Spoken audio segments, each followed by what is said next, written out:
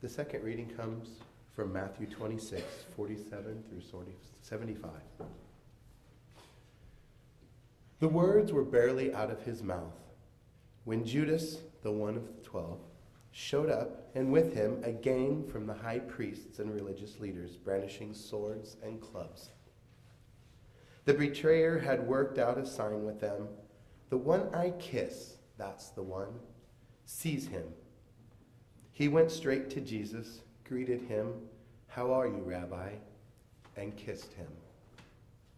Jesus said, "Friend, why this charade?"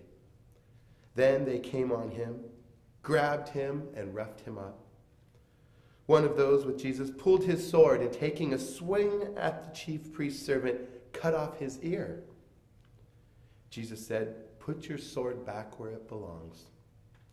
All who use swords are destroyed by swords. Don't you realize that I am able right now to call my Father, and 12 companies, more if I want them, of fighting angels would be here battle ready? But if I did that, how would the scriptures come true that say this is the way it has to be?" Then Jesus addressed the mob. "What is this coming out after me with swords and clubs as if I were a dangerous criminal? Day after day I have been sitting in the temple teaching, and you never so much as lifted a hand against me. You've done it this way to confirm and to fulfill the prophetic writings." Then all the disciples cut and ran. The gang that had seized Jesus led him before Caiaphas, the chief priest, where the religion scholars and leaders had assembled. Peter followed at a safe distance until they got to the chief priest's courtyard. Then he slipped in and mingled with the servants, watching to see how things would turn out. The high priest, conspiring with the Jewish council, tried to cook up charges against Jesus in order to sentence him to death. But even though many stepped up, making up one false accusation after another, nothing was believable. Finally, 2 men came forward with this. "He said, I can tear down this temple of God and after 3 days rebuild it." The chief priest stood up and said, "What do you have to say to this accusation?" Jesus kept silent. Then the chief priest said, "I command you by the authority of the living God to say if you are the Messiah, the Son of God." Jesus was curt. "You yourself said it, and that's not all. Soon you'll see it for yourself, the Son of Man seated at the right hand of the Mighty One, arriving on the clouds of heaven." At that, the chief priest lost his temper, ripping his robes, yelling, "He blasphemed! Why do we need witnesses to accuse him?" You all heard him blaspheme, and you're going to stand for such blasphemy? They all said, "Death!" That seals his death sentence. Then they were spitting in his face, banging him around. They jeered as they slapped him. "Prophecy, Messiah! Who hit you that time?"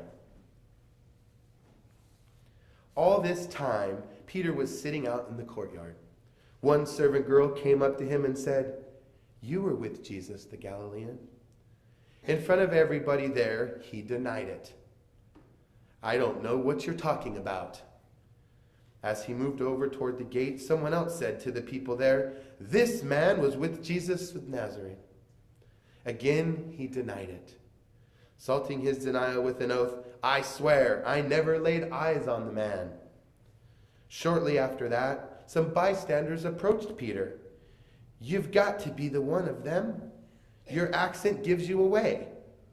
Then he got really nervous and swore, "I don't know the man." Just then, a rooster crowed.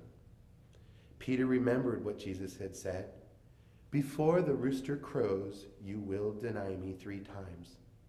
He went out and cried and cried and cried.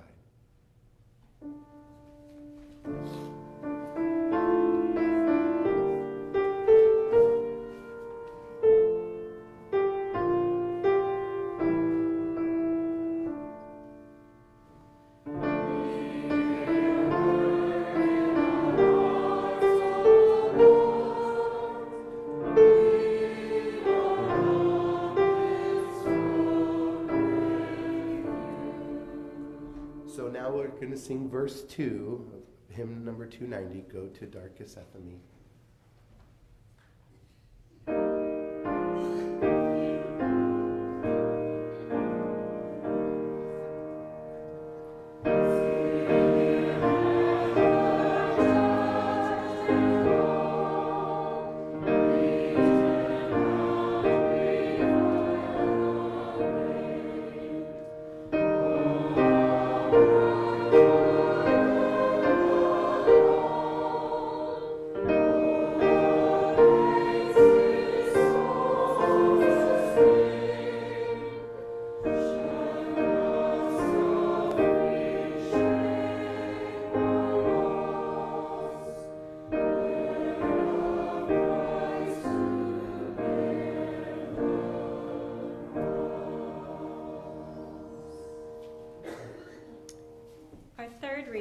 Is Matthew 27, 1 through 31. In the first light of dawn, all the high priests and religious leaders met and put the finishing touches on their plot to kill Jesus. Then they tied him up and paraded him to Pilate, the governor. Judas, the one who betrayed him, realized that Jesus was doomed. Overcome with remorse, he gave back the 30 silver coins to the high priests, saying, I've sinned. I betrayed an innocent man. They said, what do we care? That's your problem. Judas threw the silver coins into the temple and left. Then he went out and hung himself. The high priests picked up the silver pieces, but then didn't know what to do with them. It wouldn't be right to give this, a payment for murder, as an offering in the temple. They decided to get rid of it by buying the potter's field and using it as a burial place for the homeless. That's how the field got called Murder Meadow, a name that is stuck to this day. Then Jeremiah's words became history. They took the 30 silver pieces, the price of the one priced by some sons of Israel, and they purchased the potter's field. And so they unwittingly followed the divine instructions to the letter. Jesus was placed before the governor, who questioned him, Are you the king of the Jews?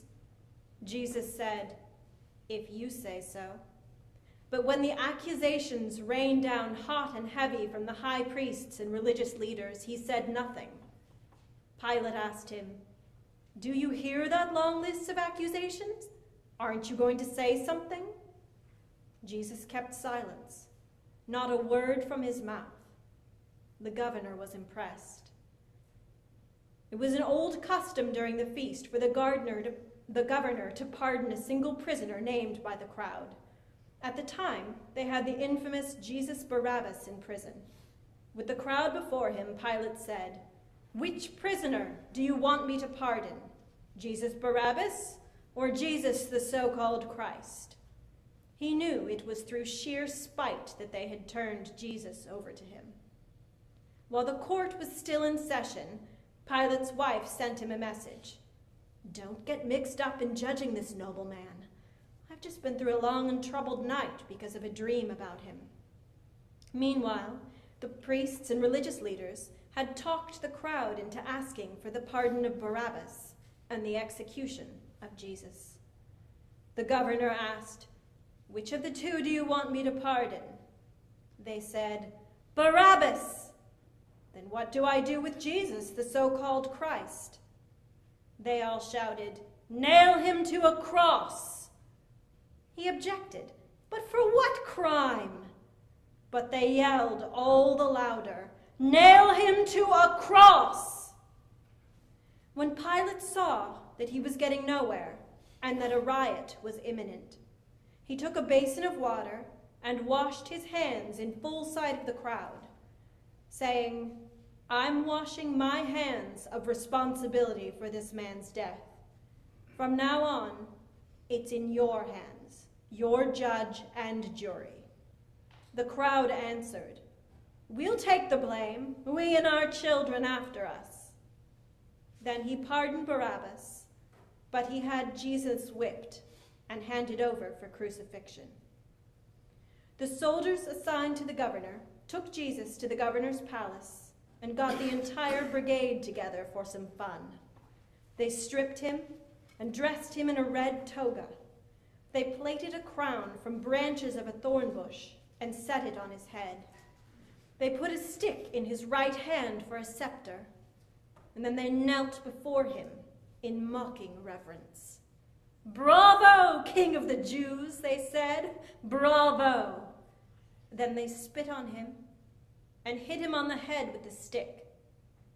When they'd had their fun, they took off the toga and put his own clothes back on him. Then they proceeded out to the crucifixion.